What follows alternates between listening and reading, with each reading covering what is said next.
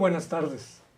Nuevamente estamos aquí en Contrapunto TV, que se transmite todos los miércoles a las 13 horas por astl.tv. Hoy tenemos un programa muy interesante, sobre todo porque hay un tema muy candente que preocupa a todos los mexicanos, que tiene que ver con la inseguridad. En estos días se han dado a conocer algunas cifras verdaderamente escandalosas y preocupantes sobre el crecimiento de la inseguridad. Y bueno, pues gobiernos van y gobiernos vienen y nadie le atina de cómo enfrentar este problema. De ahí que para este programa hemos traído un verdadero experto en temas de seguridad pública y seguridad nacional. Nada menos está con nosotros Roberto Vidal Méndez. Un gusto que estés con nosotros.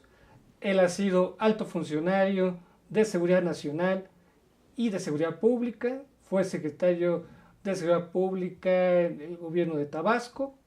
Ha sido experto, consultor, ha tenido estudios en el extranjero sobre el tema. Es académico de la UNAM. Y bueno, pues qué mejor que esté con nosotros. Un gustazo que estés con nosotros, Roberto. Al contrario, mi querido doctor, el gusto es mío y un gran placer compartir contigo estos momentos con todo tu público. Yo creo que hoy vamos a aprender mucho sobre estos temas de seguridad e inseguridad y ojalá pues toda nuestra teleaudiencia se lleve una gran lección sobre qué pueden hacer los gobiernos, qué puede hacer el ciudadano justamente para enfrentar este grave problema que nos atañe a todos. ¿Qué te parece, Roberto, si empezamos con unas cifras? Siempre es bueno ver cómo está el estado de la enfermedad. Mire, podemos ver este gráfico que es de la encuesta del INEGI. Como se puede observar, Tabasco, y tú eres tabasqueño, ocupa el número 1 en inseguridad nacional. También está Veracruz, también está la Ciudad de México. ¿Cómo ves esto? Es realmente alarmante, ¿verdad? Cómo está creciendo la inseguridad, cómo los ciudadanos se sienten inseguros en el cajero automático, en el transporte público, en los bancos, en las calles. O sea, se dice que este ha sido el año de máxima inseguridad, comparado, por ejemplo, con el 2011, se da una cifra, ¿verdad?, sobre 24,000 homicidios hasta septiembre, cuando en el 2011 fueron 20,000 en todo el año. O sea, todavía nos falta octubre, noviembre y diciembre, y ya llevamos 24,000 homicidios. No se diga otros indicadores como robo de automóviles, secuestros, en fin. Pareciera que nada para la inseguridad. ¿Cómo ves esto, Roberto? Bueno, antes que nada, creo que lo que se ve no se juzga. Es decir, son datos duros que nos llevan a una reflexión para pensar qué es lo que está pasando. La primera reflexión que a mí se me ocurre en este momento viendo estos datos es que la mayoría de esos delitos son del fuero común. ¿Qué quiere decir esto? Son delitos cuya responsabilidad en su investigación y combate está en los gobiernos estatales. Sin duda creo que es importante establecer un marco referencial y un marco histórico para poder analizar este fenómeno que nos aqueja ya de mucho tiempo atrás y en donde efectivamente han existido varias políticas, algunas eficientes, otras no tanto, pero fundamentalmente lo que vislumbramos es que no ha habido continuidad en estas políticas, algunas de ellas acertadas. Te pongo un ejemplo, mi querido doctor. En 1999 se fundó o se instituyó la Policía Federal Preventiva. En origen ese era su nombre. Y en aquel entonces estableció una perspectiva de en cuánto tiempo el ejército que hoy día desarrolla actividades de seguridad pública o de policía sin que le corresponda y sin que constitucionalmente y legalmente esté facultado, regresara a sus cuarteles. Se establecieron 10 años, es decir, de 1999 a 2009. Estamos en el 2017 y eso no solamente no ha ocurrido, sino más aún se ha incrementado la actividad policial militar, inclusive con la misma molestia de la institución militar. ¿Por qué? Porque está en riesgo la institución militar, que de suyo es fundamental para el orden, para el control social, pero para asuntos de seguridad interior, no de seguridad pública como actualmente lo desarrolla. Y también hay una serie de políticas que se han implementado. Creo que también es un asunto considerar el marco histórico. ¿Qué quiere decir esto? Si establecemos como un punto referencial o como un parteaguas 1984, si no tienes inconveniente, para de ahí venir hasta el 2017 y hacer un análisis, es decir, descomponer en todas y cada una de sus partes lo que ha ocurrido en estos procesos legales, políticos, sociales, para poder encontrar o para poder comprender por qué estamos como estamos. Hay un viejo refrán que dice recordar el pasado para poder entender el presente y pronosticar o planear el futuro. Creo que en 1984 fue un parteaguas por una serie de escándalos que se dieron a nivel nacional en base a la corrupción policíaca. No voy a particularizar para no entrar en ese debate, no es el asunto que nos ocupa, pero a partir de ahí se consideró la necesidad imperiosa de analizar qué estaba pasando. ¿Y qué se encontró en aquel entonces? Pues se encontró una gran debilidad institucional. De entrada, los cuerpos policiales o la actividad policíaca o la actividad de seguridad pública de suyo no estaba conceptualizada. Entonces, a partir de ahí se hizo un diagnóstico y se encontraron 3 causas fundamentales que generaban la inseguridad. ¿Cuáles son? La primera de ellas, la improvisación. Todo lo que eran los aspectos estructurales, infraestructurales, institucionales, estaban improvisados. Los procesos de selección, de capacitación, de formación y, por supuesto, de especialización no existían en el ámbito policial. La improvisación es uno de los elementos fundamentales que se encontró en aquel entonces y que nosotros creemos y afirmamos, no especulamos, afirmamos contundentemente, sigue prevaleciendo. El segundo, la corrupción, que también sin duda sigue prevaleciendo y habremos de analizar algunos aspectos sobre este tenor si el tiempo nos alcanza y si tú, mi querido doctor, así lo consideras pertinente. Estos 2 elementos trajeron como consecuencia un grave problema que se llama impunidad. Hay cifras que señalan que en México tenemos un 98.5% de impunidad. ¿Qué quiere decir esto? Que de entrada los que somos abogados sabemos que la ley por sí misma, en su contenido, en su amenaza de sanción, conlleva una prevención general. Bueno, pues al existir un 98.5% de impunidad en el país, pues esa prevención general queda en letra muerta, queda en un punto inexistente. Y ya no hablemos de la materialización de la prevención en particular al investigar, perseguir y sancionar al delincuente. Entonces esa impunidad trae como consecuencia el que no exista ninguna prevención ni en su parte general ni en su parte particular. Y eso conlleva a una vulneración permanente de nuestro Estado constitucional y democrático de derecho.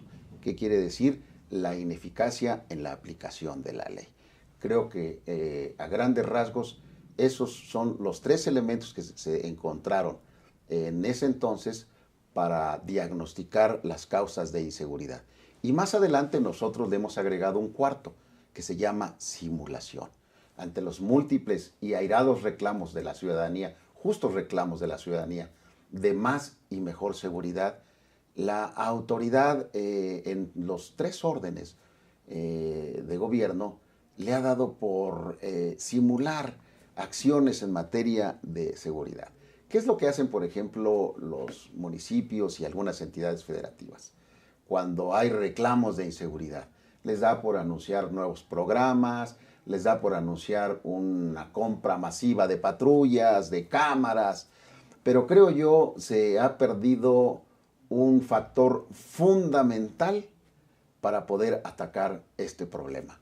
Este factor fundamental, sin duda, se llama el ser humano, el individuo que integra las instituciones, que debe de ser la base de la fortaleza institucional. En conclusión, ¿qué es lo que tenemos en el transcurso de todos estos años o qué es lo que vislumbramos? Una gran debilidad institucional. Qué bueno que señalas ese punto, porque tenemos otro gráfico, si lo podemos ver, por favor. Mira, aquí hace referencia sobre la percepción, sobre la actuación de las autoridades. Entonces tú podrás ver que la gente valora más, pues es la actuación del ejército, de la marina, y al final la que valora menos es la de la policía municipal, ¿no? Entonces ve cómo hay un gran contraste entre las policías y las Fuerzas Armadas y la Marina, ¿no? Justamente las instituciones que son más sólidas son las que son más valoradas, Sí, ¿cómo no? porque son las que han demostrado eficacia. Y en cambio las que revelan más debilidad institucional, como lo señalas muy bien, son justamente las policías. Creo que ahí es uno de los eslabones débiles de la seguridad pública, ¿no, Roberto? Yo creo que eso es correcto. Y no hay más que hacer un ejercicio comparativo en vislumbrar en dónde estriba la fortaleza de estas instituciones, tanto de las instituciones militares como las navales. Estriba, bueno, fundamentalmente en que en cada una de ellas hay un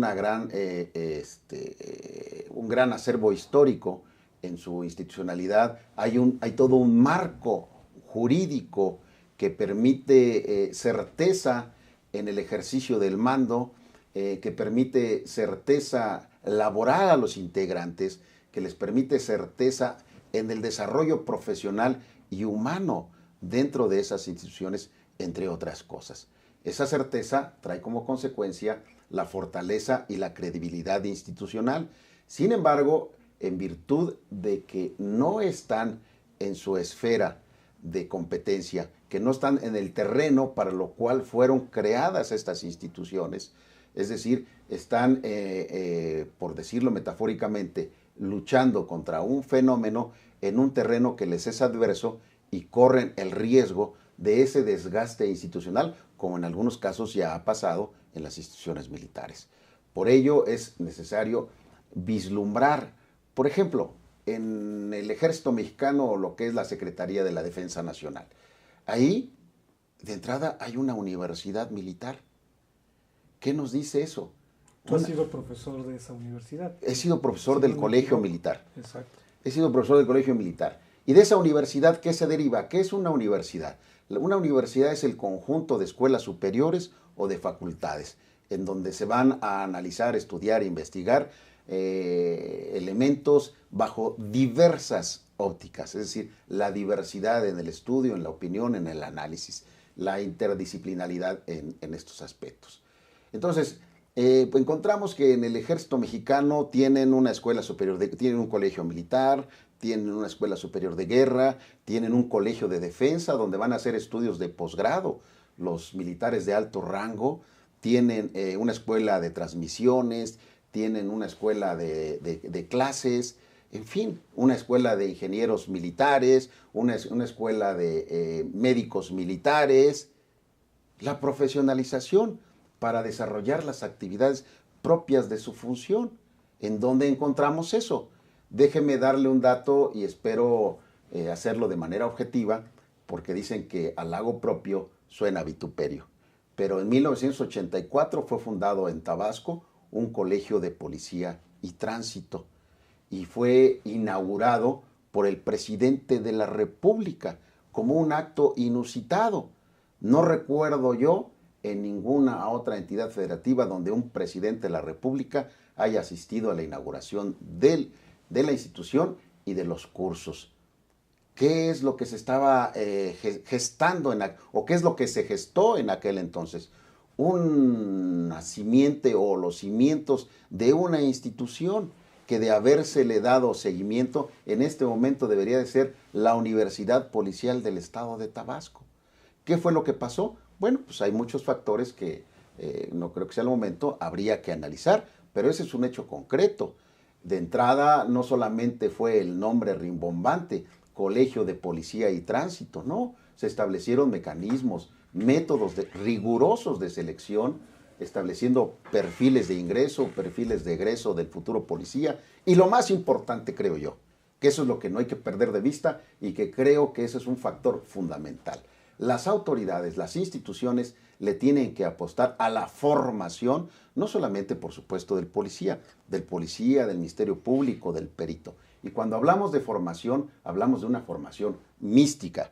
Tenemos que invertir en la parte ética, en la parte moral, en la parte de la vocación de servicio que deben de tener los integrantes de todas estas instituciones. Sin esto va a ser prácticamente imposible, aun cuando se compren o se inviertan miles de millones de pesos en infraestructura, tecnología, patrullas, armas. Sin eso va a ser prácticamente imposible reducir las cifras que nosotros estamos vislumbrando. Y lo más importante, no solamente reducir las cifras, sino regresar la conciencia, la confianza que la ciudadanía le debe de tener a sus instituciones y por ende a la policía, al Ministerio Público y al perito. La confianza y la credibilidad, eso es lo que tenemos que regresar a la ciudadanía. Eso no existe. Usted ve una patrulla en la calle y lejos de que le refleje confianza, le refleja inseguridad.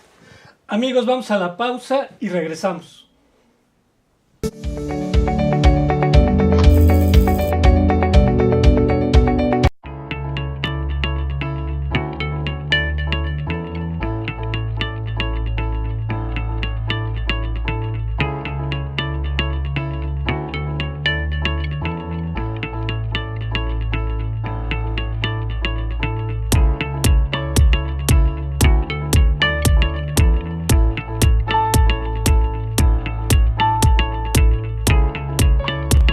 Estamos seguros que construyendo a través de la gente podremos trabajar y sobre todo contribuir en los resultados de su negocio.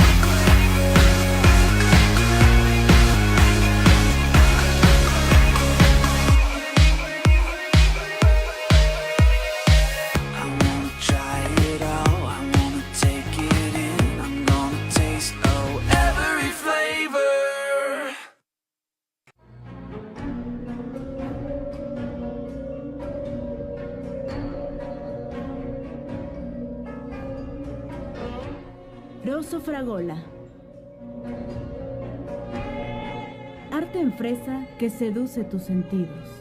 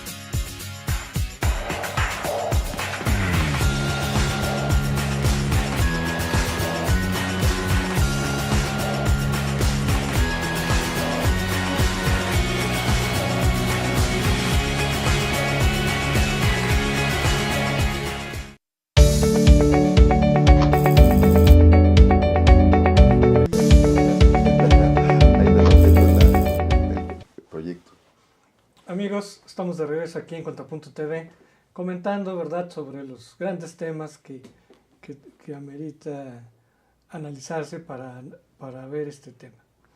Justamente hablábamos del papel del ejército y la policía. Con relación a estas dos instituciones, hay dos polémicas que han marcado a esta administración. Uno tiene que ver con la Ley de Seguridad Interior, que ha estado congelada en el Congreso, básicamente por la falta de acuerdos sobre qué aspectos debe considerar. Hay un gran debate de que si se regula el ejército se puede propiciar la militarización, pero evidentemente el mismo ejército pues quiere que se establezca con claridad cuál debe ser su papel. ¿Cómo ves este debate, Roberto? Bueno, yo creo que el proceso de desarrollo que deben de sufrir las instituciones, y por supuesto entre ellas las instituciones constitucionales y legales, pues no debe estar a debate. Sin embargo, en este contexto, yo creo que hay mucha precisión en algo que podemos afirmar. Sin duda, la Constitución es precisa cuando habla de que debe de contar con organismos policiales con características civiles, no militares. Eso es lo que hay que vislumbrar. En muchas entidades federativas se ha considerado en mucho la militarización de los cuerpos policiales. De hecho, muchas de las instituciones policiales están encabezadas por militares de alto rango. Creo que eso hay que considerarlo. La visión que puedan tener, pues no es propiamente la que requiere un contexto político, social, jurídico. Yo creo que los militares, por supuesto, dicho esto con todo respeto, tienen una función específica que de manera emergente han sido llamados y les han ordenado, inclusive a reniego de ellos mismos, a cumplir con labores para los cuales no están capacitados. Ellos mismos lo asumen, lo aceptan. Pues creo que eso es lo que no hay que perder de vista. Creo que paulatina y gradualmente las fuerzas militares deben de regresar a los cuarteles. Tampoco a rajatabla en este momento se puede decir hay que regresar a los militares o a sus cuarteles, porque hay territorios en el país donde gracias a esa presencia militar se puede mantener todavía el orden social. Entonces, más allá de lo que implica esta ley, que yo le llamaría una ley emergente de seguridad del interior, para poder justificar constitucional y legalmente la presencia en las calles y en labores policiales emergentes del ejército, pues debe de ser para que en este momento los militares puedan tener esa certeza jurídica en su actuación, y no solamente la certeza jurídica en su actuación, sino porque también se contrapone a algo que no podemos perder de vista: la reforma constitucional del 18 de junio de 2008, que transforma nuestro sistema procesal penal de inquisitivo o mixto al acusatorio y oral, en donde hay una serie de principios que deben de garantizarse y que ante el desconocimiento de los operadores del sistema, como puede ser en este caso los militares, en donde haya vulnerabilidades o conculcaciones a los principios del procedimiento penal, pues empezaríamos con asuntos de carácter penal envenenados y por ellos tenderíamos a la impunidad. Entonces eso es un fenómeno muy complejo que hay que considerar. Pero si estarías de acuerdo que en esta ley de seguridad interior se especificara con claridad, por supuesto, cuáles son las labores que el ejército debe hacer en materia de seguridad pública, por supuesto, considerando que hay aspectos de la seguridad pública que tienen que ver con la seguridad nacional. Por supuesto. Y por eso quedaría anclada constitucionalmente. Por supuesto, sin perder de vista lo que establece el propio artículo 129 constitucional, que es muy claro y preciso, ¿no? En tiempos de paz, los militares deberán de circunscribirse exclusivamente a sus labores propias de su disciplina, su doctrina, y circunscribirse a sus cuarteles o castillos militares. Pero justamente no estamos en tiempos de paz como se podría interpretar en sentido absoluto, ¿no? O sea, en sentido absoluto es muy difícil que haya la paz. Casi siempre hablamos en términos relativos. Evidentemente, cuando en la Constitución se habla de la paz, se refiere a una guerra con un poder extranjero, ¿verdad? Pero también se podría decir que hay alguna guerra interna, ¿no? Que hay al grado de que el ejército ha tenido que intervenir cuando no era su obligación ni su competencia hacerlo, ¿no? Entonces, bueno, esto que hasta cierto punto puede parecer obvio, pues ha generado un gran debate y que también se ha afectado por otros debates políticos que lo han determinado. ¿Estás de acuerdo? No, sí, por supuesto. Y ahí es justamente donde hay que hacer una serie de presiones de carácter conceptual. Porque si no somos capaces, como lo platicamos hace un momento, mi querido doctor, de conceptualizar o de definir un fenómeno, bueno, pues entonces partimos de bases falsas y como consecuencia vamos a tener resultados falsos, que es justamente lo que tenemos en este momento. Hablábamos de una guerra. Bueno, si hablamos de una guerra tenemos que definir formalmente, jurídicamente, políticamente y factualmente, como tú bien lo apuntas, que es una guerra. El sexenio 2006-2012 en principio se habló de una guerra contra la delincuencia organizada o el narcotráfico. Y entonces, bueno, pues ahí surgió una serie de críticas, obviamente por el planteamiento y sobre todo por la forma de implementar o de llevar a cabo esa guerra, admitida por el entonces presidente Felipe Calderón, cuando señaló que ellos mismos no tenían conocimiento de la magnitud del hecho y que así le habían entrado. Yo creo que ahí estamos hablando de una gran irresponsabilidad de enfrentar un fenómeno, de iniciar una guerra sin tener los elementos tácticos, estratégicos, la información, la inteligencia para dimensionar un fenómeno como es el de la delincuencia organizada. Y si usted no tiene una estrategia para enfrentar un fenómeno, pues ¿qué va a tener como consecuencia? La improvisación absoluta y lo que se generó desde aquel entonces. Claro. Se llama metástasis de la delincuencia o atomización de la delincuencia. Sí, pareciera que ni siquiera se leyó El arte de la guerra de Sun Tzu, donde plantea que la mejor guerra es la que no se da, ¿no? Es la que no se da. Y además entender, el asunto de la delincuencia organizada en concreto no es un asunto de buenos y malos, de policías y ladrones, de blanco y negro. El asunto de la delincuencia organizada en concreto es un fenómeno social que el Estado tiene la obligación de administrar, por supuesto, estableciendo y definiendo ciertos enfoques de carácter constitucional y de carácter legal. Sin embargo, la frontera puede ser tan tenue, imperceptible, que se puede caer en responsabilidades. Es un asunto complejo, claro, sin duda, pero eso no lo sustrae, la complejidad del asunto no sustrae la responsabilidad del Estado de administrar un fenómeno como es la delincuencia organizada, que es un fenómeno bíblico. Es decir, la delincuencia nunca se va a acabar, pero hay que reducirla a su mínima expresión. Y quien cometa flagrantemente un ilícito, por supuesto, tiene obligación el Estado de investigarlo, perseguirlo y sancionarlo. Ahora, otro debate que también al cual se le atribuye que el Estado no haya podido actuar con toda la contundencia que se requiere para enfrentar la delincuencia organizada, tiene que ver con este debate del mando único, mando mixto policial, o si debe haber una policía nacional. ¿Cómo ves todo este debate que se ha politizado mucho? ¿Cómo ves este punto? Yo creo que quien ha propuesto este tipo de cosas lo hizo sobre el escritorio, desconociendo completamente. Y tú que fuiste secretario de Seguridad Pública lo debes conocer perfectamente, ¿no? Desconociendo completamente nuestros antecedentes históricos. Es cierto, el mando único existe en algunos países como Colombia, Chile, Francia, por ejemplo, pero estamos hablando de que son repúblicas centralizadas. Nosotros somos una república federada o descentralizada, somos una república democrática, ¿no? Entonces no podemos perder de vista en principio nuestros antecedentes históricos para entender lo que implica y representa las 32 entidades federativas, en 31 de ellas su soberanía, son estados libres y soberanos. El artículo 115 constitucional que define y establece la libertad del municipio, la autonomía del municipio.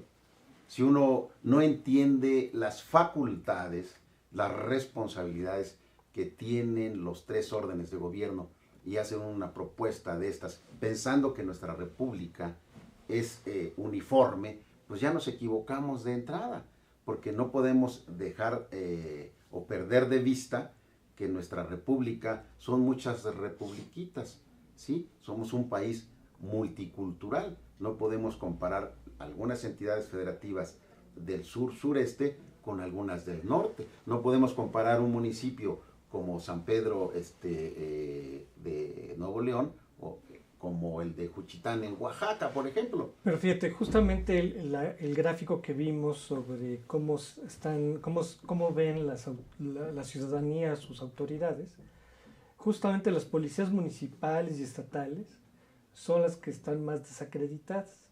Entonces, por ejemplo, todos los que apoyan la cuestión del mando único se refieren a que las instituciones que revelan un carácter nacional, como es el Ejército, la Marina, son las que son más reconocidas por la gente, porque de alguna manera las sienten por encima de los intereses locales, de los gobernadores, como que ya está muy pervertida toda la policía en sus localidades.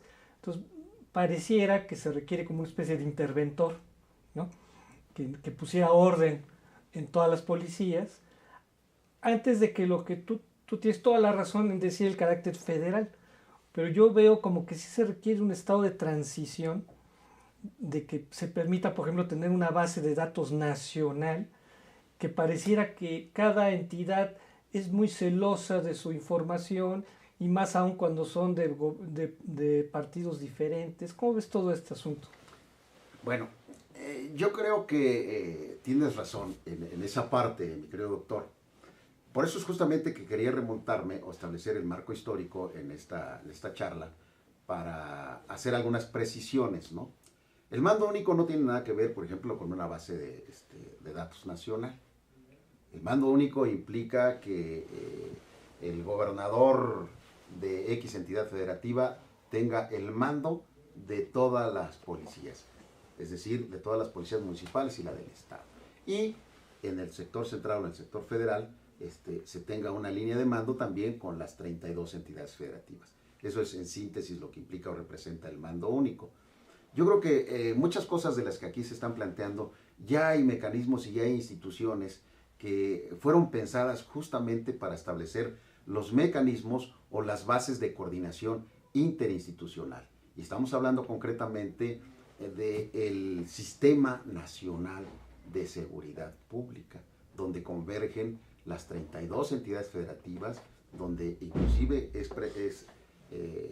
está integrada por el secretario de la Defensa, por el secretario de Marina, por el Procurador General de la República, entre otras, por una conferencia de municipios, por una conferencia de sistema penitenciario, por una conferencia de secretarios de seguridad pública y por una conferencia nacional de procuración de justicia. Es decir, desde 1984, que fue en diciembre de 1984, que fue aprobada una reforma constitucional del artículo 73, fracción 23ª, en donde se le conceden facultades al Congreso de la Unión para legislar sobre temas inherentes a la seguridad pública o las bases de coordinación de seguridad pública, fue instituido el Sistema Nacional de Seguridad Pública, que se ha desarrollado, pero que creo ha sido una herramienta institucional que no se ha utilizado, no se le ha dado la utilidad que debería de tener. Yo tengo una tesis que afirma que para resolver en gran medida los problemas de inseguridad de entrada, las autoridades de los 3 niveles de gobierno deben o deberían de conocer cuáles son sus responsabilidades. Es decir, deben de hacer lo que en responsabilidad le corresponde, no lo que creen que deben de hacer. Es decir, deben de practicar una ética de la responsabilidad, no de la convicción. Cada funcionario o servidor público que toma posesión en su inicio de gestión protesta la Constitución y las leyes que de ellas van a hacerlas cumplir, cumplirlas y hacerlas cumplir. ¿Qué es lo que pasa? Amigos, vamos a la pausa.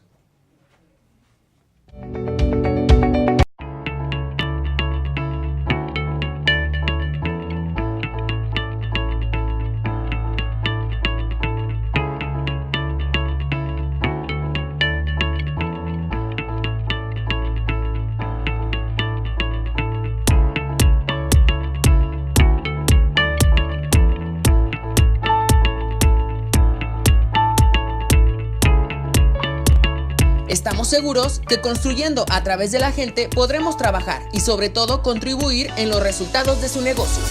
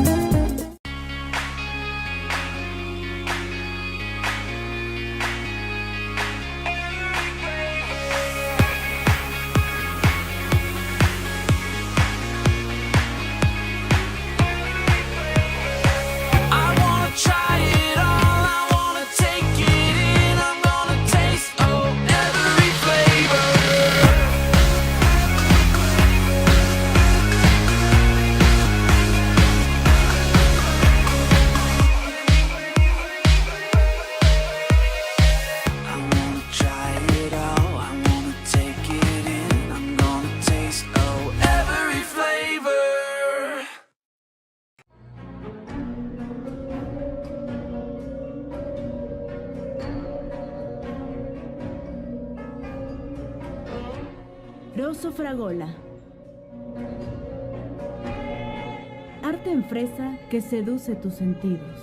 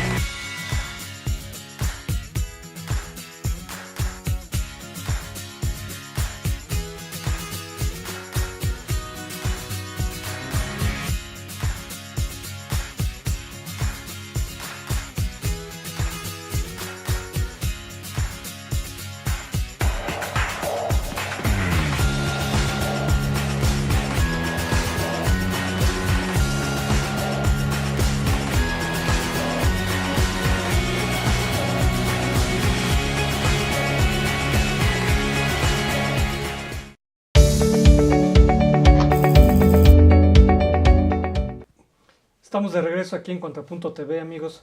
Vamos a ver la siguiente lámina, por favor, que habla sobre los cárteles. Mira, evidentemente la delincuencia está asociada al gran poder que tienen los cárteles a lo largo del territorio nacional. Este es un mapa del 2016, que evidentemente ya ha cambiado, pero se incluye a los principales cárteles. Yo podría decir que uno que aquí se ve todavía muy en pequeño, que es el cártel Jalisco Nueva Generación. Yo creo que es el más poderoso en la actualidad, salvo que nos corrijan en esa observación. Pero bueno, finalmente el territorio nacional ha sido botín de cárteles. Y justamente para enfrentar este problema de los cárteles, el gobierno de Calderón, ¿verdad?, declaró esta guerra contra el narcotráfico. Si podemos ver la siguiente lámina rápido. Y justamente una tesis, ¿verdad?, sobre las causas de la violencia. Dicen que la política de Calderón obedecía al Plan Mérida, que, digamos, la tesis básica es de que Calderón se sometió a la política de Estados Unidos, ¿verdad?, que similar a la del Plan Colombia, que atribuye a la oferta y no a la demanda de drogas la causa del narcotráfico y la violencia. Entonces, que esta lucha contra los narcos es lo que ha originado en el fondo que se incremente la delincuencia. ¿Qué piensas de esto, Rodolfo? Bueno, creemos que sin duda los delitos del fuero común, como puede ser el robo con violencia, el homicidio, el secuestro en algunos casos, el robo a casa habitación, pues tienen que ver con este fenómeno, un fenómeno al que nosotros llamamos la democratización de ciertas drogas, que creo que eso es lo que hay que vislumbrar y no hay que perder de vista. El narcotráfico siempre ha existido y va a existir junto con otros delitos de corte transnacional. Eso también nos obliga a pensar que nuestras instituciones deben de fortalecerse y deben de actualizarse. Tenemos instituciones que siguen operando con mentalidad y con herramientas del siglo pasado. Y la delincuencia organizada, bueno, se ha tenido una evolución en muchos aspectos en su operación, insisto, de corte transnacional. Hay 3 delitos que tienen ese corte transnacional y son inclusive delitos bíblicos, ¿no? Es decir, que existen hace cientos de años. El narcotráfico en cualquier modalidad, sino con las drogas actuales, con otro tipo de drogas, la trata de personas y, por supuesto, el tráfico de armas.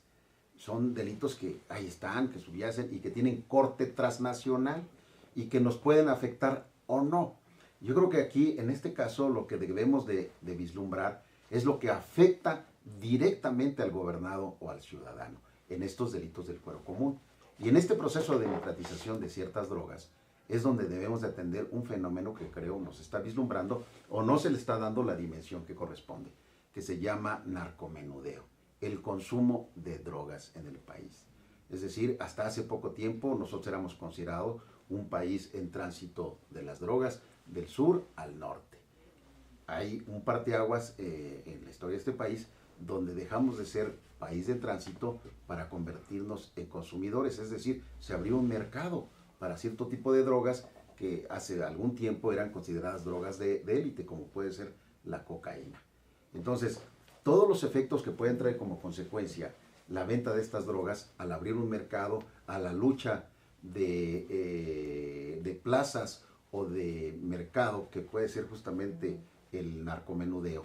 Por ejemplo, en X colonia pues está controlada, o cierta cuadra está controlada por X organización delincuencial, que para proteger su territorio se tiene que hacer de un grupo de pistoleros o sicarios que les brinden seguridad, y a ese grupo de pistoleros o sicarios pues no solamente se les da un sueldo, sino se les dota de un arma. Y el problema no es que le dé seguridad o no a ese pequeño grupo, sino que además ese grupo de personas pues se siente empoderado con un arma, carente de principios, carente de educación. ¿A qué creen que se dedique después de darle protección a ese grupo delincuencial? Pues andar asaltando, andar robando vehículos, andar secuestrando, con lo que conlleva el riesgo para el secuestrado. ¿Por qué? Porque muchos de esos secuestros son improvisados que terminan con la pérdida de vida del secuestrado. Pero no hay que perder de vista ese fenómeno, mi querido doctor, del consumo de drogas y del narcomenudeo. Pero fíjate, quienes critican la política de Calderón que se ha continuado en la actualidad es que se dice que ha generado más violencia, que la captura de los capos lo único que ha generado es que se dé lucha por sustituirlos y que se dé una guerra entre cárteles por el mercado. Entonces, y se critica, ¿verdad? Porque dicen que puede haber otras políticas que pueden sustituir esto. ¿Qué piensas de esto? Yo no tengo ninguna duda, por supuesto, que fue una política errónea, y no lo digo yo, lo dicen los datos, ahí están los números de criminalidad, los números de abuso sistemático a los derechos humanos, por ejemplo, las políticas fallidas en ese tema que conllevaron a un gran ciclo de violencia escalada, que no solamente no resolvió, sino llegó a convertirse en parte del problema, políticas erróneas como la de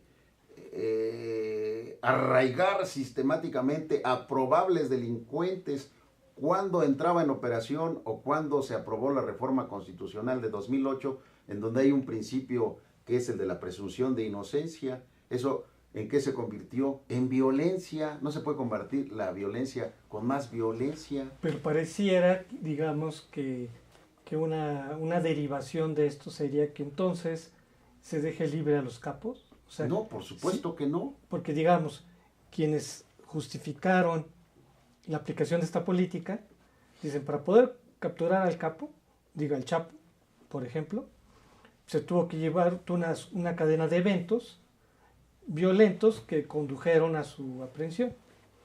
Entonces, que esta cadena de eventos era inevitable. Entonces, si criticamos esta política de combate al narcotráfico, si decimos que genera más violencia, entonces implicaría dejar libre este tipo de personajes. No, por supuesto que no. A ver. Eso puede ser maniqueo. A ver. De entrada, no fue en ese sexenio cuando se captura al Chapo. Lo vimos hace un momento, mi querido doctor. La primera detención del Chapo fue en 1993, cuando gobernaba Carlos Salinas. Se fuga en los primeros meses de Vicente Fox, ¿sí? Y luego es recapturado por el actual presidente, a donde también se fuga y es recapturado afortunadamente. No, por supuesto que no. Regresamos al mismo punto. La delincuencia organizada o la delincuencia en general es un fenómeno social. No hay que perderlo de vista. No es asunto de policías y ladrones. Yo creo que un miembro de la delincuencia organizada que tiene tanto protagonismo como lo tuvo desde los años 90 a la fecha el Chapo, pues por supuesto que no puede quedar libre. ¿Por qué? Porque eso conllevaría a un descrédito de las propias instituciones y de la propia autoridad. Pero tampoco podemos perder de vista cómo se conforma una sociedad o una ciudad. Una ciudad no nada más es lo que vemos en la superficie. Una ciudad también tiene una parte, un inframundo que se llama drenaje, por ejemplo, donde fluye o confluye todos los desechos. Bueno, pues también una sociedad está constituida de la misma manera, donde hay conductas, donde hay circunstancias que deben de permanecer donde deben de permanecer, siempre y cuando no afecten a la población en general, ¿sí? Insisto, yo creo que hay ciudadanos gobernados con los que he conversado que me dicen, a mí, ¿de qué me sirve que combatan a los cárteles? Eso es mediático. A mí lo que me interesa es que combatan el homicidio, el robo a casa habitación, el robo con violencia de vehículo, cuyas cifras exponencialmente se han ido al alza. Y en gran medida ahí está la responsabilidad de las entidades federativas, que dicho sea de paso, con estas políticas centralistas que se implementaron a partir del 2006, inhibieron el desarrollo de muchas instituciones locales que estaban a la espera de las directrices nacionales que les fueron impuestas supuestamente para desarrollar la institucionalidad. Le pongo un ejemplo, el control de confianza, el famoso control de confianza, mucha mediatización, poca eficacia. No es porque no debe de haber un control de confianza o no debe de haber un control de la corrupción o de conductas indebidas de los integrantes de los cuerpos de seguridad pública. Por supuesto que no, pero ahí están las cifras. Control de confianza, ¿desde cuándo fue impuesto? ¿Cuál es uno de los principales problemas que existe actualmente en el país? La corrupción. ¿Qué hay que hacer? Por supuesto que hay que reconstruir, hay que generar una nueva arquitectura, una reingeniería de proceso de las instituciones, en donde afirmo de manera contundente la parte fundamental, la parte esencial de las instituciones debe de ser el desarrollo humano. Y ahí creo que como país tenemos una gran deuda con los individuos que cumplen labores de policía, de ministerio público y de perito. Es más, les hemos conculcado de manera sistemática sus derechos humanos. Y ahí está el artículo 123, apartado B, fracción 13ª, párrafo 2, donde le restringimos un derecho humano a la reinstalación. Ahí hay una restricción que establece que si una persona que pertenezca a este tipo de instituciones es cesado o dado de baja y en un procedimiento administrativo y o laboral gana, solamente tiene derecho a una indemnización y no a una reinstalación. ¿Quién habrá sido el ocurrente que, conculcando derechos humanos internacionales de la Corte Interamericana de Derechos Humanos, ¿sí? Lo establecido en nuestro artículo 1 constitucional, le restringe un derecho humano a los policías, peritos y ministerios públicos. O qué pasa como en Nochistlán, que los agreden y Derechos Humanos se preocupa por los civiles, pero no por los policías, como si los policías no fueran personas. Por ejemplo, Si son agredidos, ¿por qué no hay que preocuparnos por la agresión que ellos recibieron? O sea, porque ellos no iban con el afán de atacar, pero si los atacan, pues obviamente que responden, ¿no? En conclusión, mi querido doctor, yo creo que mientras esa parte no se corrija, más allá de las otras polémicas del mando 1, el mando único yo le puedo afirmar, cuando nosotros ejercimos mando sobre fuerzas tanto federales como estatales, no tuvimos necesidad de un marco jurídico, existían mecanismos de coordinación institucionales donde, atendiendo las facultades y responsabilidades tanto de instituciones como órdenes de gobierno, hacíamos nuestro trabajo de manera coordinada y no había excusa para no cumplirle al gobernado, para no cumplirle a la ciudadanía lo que nos demandaba, que era justicia y seguridad. En cuanto al artículo 123 y en cuanto a los derechos que debe de tener el policía, el Ministerio Público, debemos darle certeza y seguridad jurídica al policía, al Ministerio Público y al perito, porque ellos de alguna manera son el primer escalón para ser garantes de nuestra protección, de nuestra seguridad. No le podemos exigir a estas personas que nos brinden seguridad si ellos mismos están en el limbo o están en la inseguridad jurídica.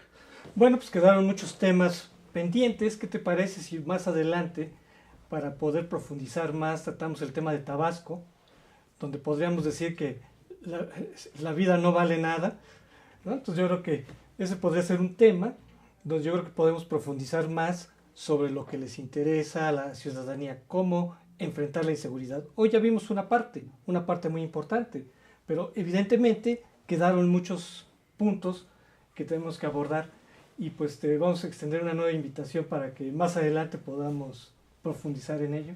Mi querido doctor, yo siempre agradecido con tu amable invitación. Apenas estábamos calentando garganta. Lamentablemente somos víctimas del tiempo, siempre con la mejor disposición y por supuesto es un tema complejo que requiere metodología y acuciosidad para poder resolverlo.